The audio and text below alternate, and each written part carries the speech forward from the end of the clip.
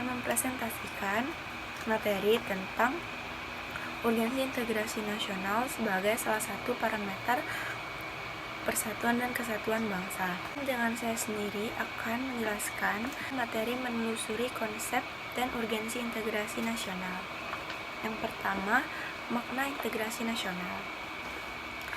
Secara etimologi, integrasi berasal dari kata integrate, yaitu berikan tempat untuk faktor tertentu demi mewujudkan suatu totalitas. Dan nasional berasal dari kata nation yang berarti bangsa. Secara terminologi, pertama menurut Safruddin Bahar 1996, upaya menyatukan seluruh unsur suatu bangsa dengan pemerintah dan wilayahnya. Yang kedua, menurut Ramlan Subakti 2010, yaitu proses penyatuan berbagai kelompok sosial budaya dalam satu kesatuan wilayah dan dalam suatu identitas nasional. Dapat disimpulkan, integrasi berarti penyatuan, pembauran, keterpaduan sebagai kedaulatan dari unsur atau aspek-aspeknya. Yang kedua, mengenai jenis integrasi. Pertama, ada integrasi politik. Dalam integrasi politik, terdapat dimensi vertikal dan horizontal. Vertikal menyangkut hubungan elit dan massa seperti penguasaan dan rakyat guna menjembatani celah perbedaan untuk pengembangan proses politik yang partisipatif. Sementara dimensi horizontal menyangkut hubungan yang berkaitan dengan masalah teritorial antara daerah, suku, umat beragama, dan golongan masyarakat Indonesia. Yang kedua, integrasi ekonomi.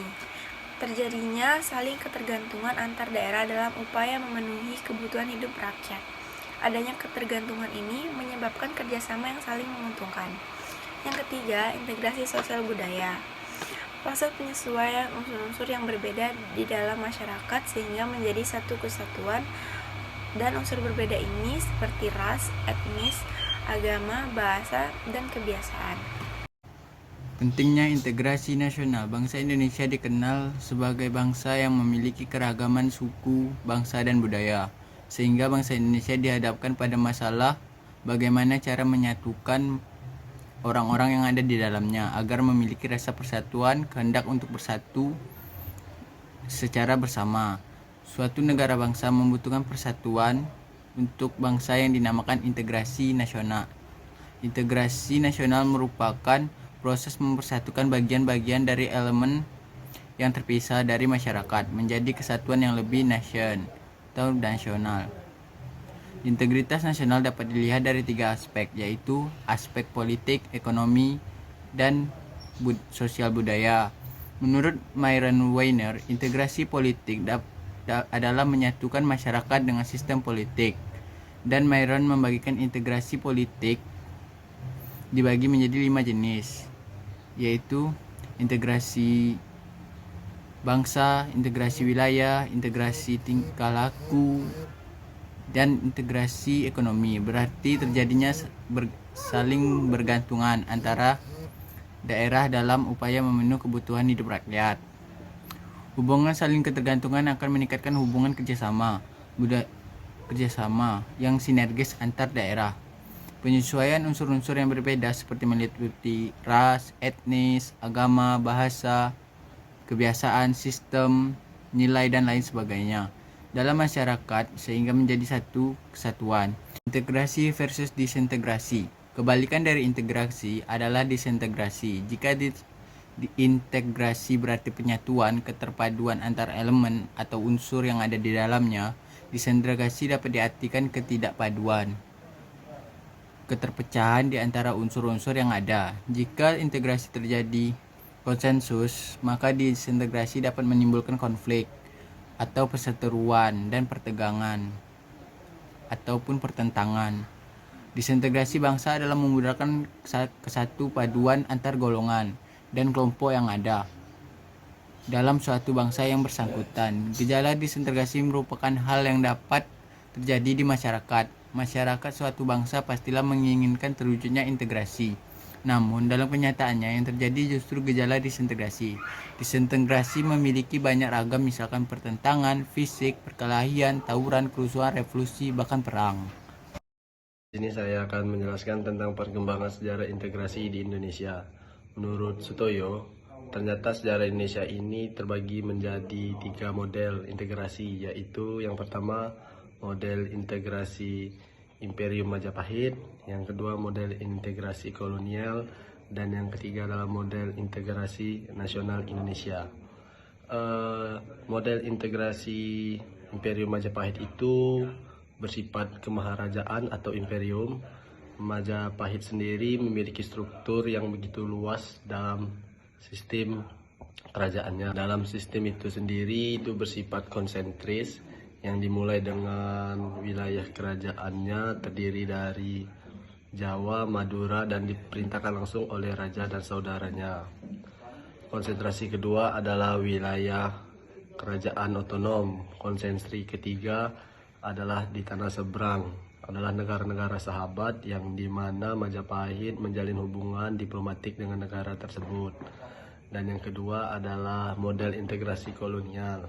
Model kedua ini lebih tepat disebut dengan integrasi atas wilayah Hindia Belanda, serta dengan sedang integritas vertikalnya antara pemerintah pusat dan pemerintah daerah dibina melalui jaringan birokrasi kolonial. Integrasi vertikal antara pemerintah dengan pemerintah pusat dan pemerintah daerah yang dibina melalui jaringan birokrasi nasional dan telah terdiri dari ambenar-ambenar atau pengawal Belanda dan pribumi yang tidak memiliki jaringan dengan massa atau rakyat. Dengan kata lain, pemerintah tidak memiliki dukungan massa, yang berarti integrasi model kolonial ini sendiri pun tidak mampu menyatukan segenap keragaman dan kebudayaan yang ada di Indonesia pada saat itu.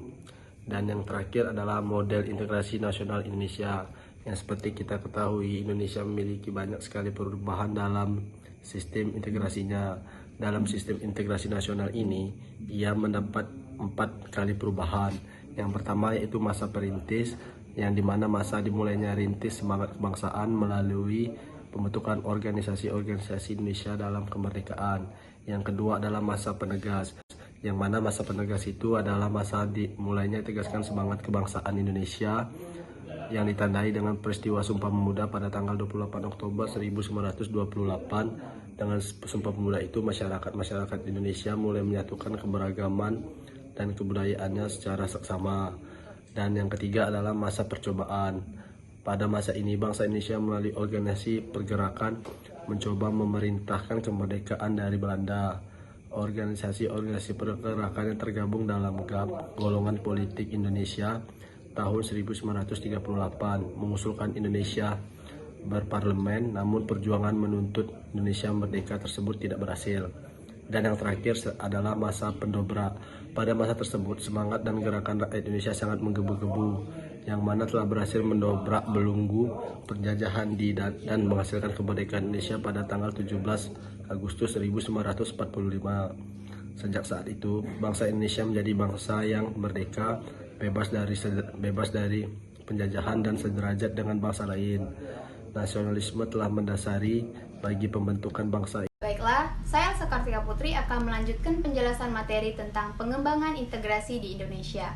Menurut Howard Riggins dalam Mohaimin and Colin MacAndrews pada tahun 1995 menyebutkan ada 5 pendekatan atau cara bagaimana para pemimpin politik mengembangkan integrasi bangsa. Kelima pendekatan ini disebut sebagai faktor yang menentukan tingkat integrasi suatu negara. Yang pertama adalah adanya ancaman dari luar. Adanya ancaman dari luar dapat menciptakan integrasi masyarakat, meskipun berbeda suku, agama, ras, budaya, dan sebagainya, tetapi dapat menciptakan integrasi masyarakat. Sebagai contoh, ketika penjajah Belanda ingin kembali ke Indonesia, masyarakat Indonesia bersatu padu untuk melawannya. Yang kedua adalah gaya politik kepemimpinan. Gaya politik para pemimpin bangsa dapat menyatukan atau mengintegrasikan masyarakat bangsa tersebut. Pemimpin yang karismatik, dicintai oleh rakyatnya, dan memiliki jasa-jasa yang besar umumnya mampu menyatukan bangsanya yang sebelumnya tercerai-berai. Misalnya adalah Nelson Mandela dari Afrika Selatan. Yang ketiga adalah kekuatan lembaga-lembaga politik.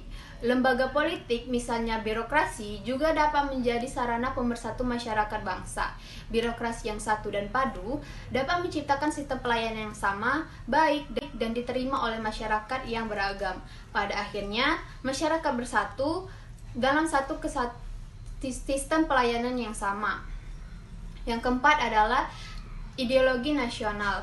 Jika suatu masyarakat meskipun berbeda-beda tetapi menerima satu ideologi yang sama, maka memungkinkan masyarakat tersebut bersatu. Bagi bangsa Indonesia sendiri, nilai pemersatu bangsa yang bisa mempersatukan masyarakat Indonesia adalah Pancasila. Pancasila merupakan nilai sosial bersama yang bisa diterima oleh masyarakat Indonesia. Yang kelima adalah kesempatan pembangunan ekonomi. Jika pembangunan ekonomi berhasil dan menciptakan keadilan, maka masyarakat bangsa tersebut bisa menerima sebagai satu kesatuan. Namun sebaliknya, jika ekonomi menghasilkan ketidakadilan, maka muncul kesenjangan atau ketimpangan. Maka dari itu, dengan pembangunan ekonomi yang merata, maka hubungan dan integrasi antar masyarakat akan semakin mudah untuk dicapai atau digapai. Di sini saya akan menjelaskan bagian 1. Dinamika integrasi nasional di Indonesia. Sejak kita bernegara tahun 1945, upaya membangun integrasi secara terus-menerus dilakukan. Terdapat banyak perkembangan dan dinamika dari integrasi yang terjadi di Indonesia. Dinamika integrasi sejalan dengan tantangan zaman waktu itu. Dinamika itu bisa kita contohkan peristiwa integrasi berdasar 5 jenis integrasi sebagai berikut. A. Integrasi bangsa. Tanggal 15 Agustus 2005 melalui MOU atau Memorandum of Understanding di Vantaa, Helsinki, Finlandia, pemerintah Indonesia berhasil secara damai mengajak Gerakan Aceh Merdeka atau GAM untuk kembali bergabung dan setia memegang teguh kedaulatan bersama Negara Kesatuan Republik Indonesia. Proses ini telah berhasil menyelesaikan kasus disintegrasi yang terjadi di Aceh sejak tahun 1975 sampai dengan tahun 2005. B. Integrasi wilayah. Melalui Deklarasi Juanda, tanggal 13 Desember 1957, pemerintah Indonesia mengumumkan kedaulatan wilayah Indonesia yakni lebar laut teritorial seluas 12 mil, diukur dari garis yang menghubungkan titik-titik ujung yang terluar pada pulau-pulau negara Indonesia. Dengan deklarasi ini, maka terjadi integrasi wilayah teritorial di Indonesia. Wilayah Indonesia merupakan salah satu kesatuan wilayah dan laut, tidak lagi merupakan pemisah pulau, tetapi menjadi penghubung pulau-pulau di Indonesia. C. Integrasi nilai. Pengalaman mengembangkan Pancasila sebagai nilai integratif terus-menerus dilakukan, misalnya melalui kegiatan pendidikan Pancasila, baik dengan mata kuliah di perguruan tinggi dan pelajaran di Indonesia. Melalui pelajaran ini, Pancasila sebagai nilai bersama dan sebagai dasar filsafat negara disampaikan kepada generasi muda. D. Diintegrasi elit massa. Dinamika integrasi elit massa ditandai dengan seringnya pemimpin mendekati rakyatnya melalui berbagai kegiatan, misalnya kunjungan ke daerah, temu kader PKK, dan kontak pos presiden. Kegiatan yang sifatnya mendekatkan elit dan massa akan menguatkan dimensi vertikal integrasi nasional. E. Integrasi tingkah laku atau perilaku integratif. Mewujudkan perilaku integratif dilakukan dengan pembentukan lembaga-lembaga politik dan pemerintahan termasuk birokrasi. Dengan lembaga dan birokrasi yang terbentuk, maka orang-orang dapat bekerja secara integratif dalam suatu aturan, pola kerja yang teratur, sistematis, dan bertujuan. Selanjutnya akan disampaikan oleh teman saya. 2. Tantangan dalam membangun integrasi. Tantangan datang dari dimensi vertikal dan horizontal. Pertama, dimensi horizontal. Tantangan berkenaan dengan pembelahan horizontal yang berakar pada perbedaan suku, agama, ras, dan geografi. Persoalan dalam dimensi ini adalah masalah primordialisme yang masih kuat. Primordialisme adalah suatu sikap yang memegang teguh hal-hal yang dibawa sejak kecil, seperti tradisi, adat istiadat, kepercayaan, dan segala sesuatu yang ada di lingkungan. 2. Dimensi vertikal. Tantangan yang ada berupa celah perbedaan antara elit dan massa, di mana latar belakang pendidikan kekotaan menyebabkan kaum elit berbeda dari massa yang cenderung berpandangan tradisional.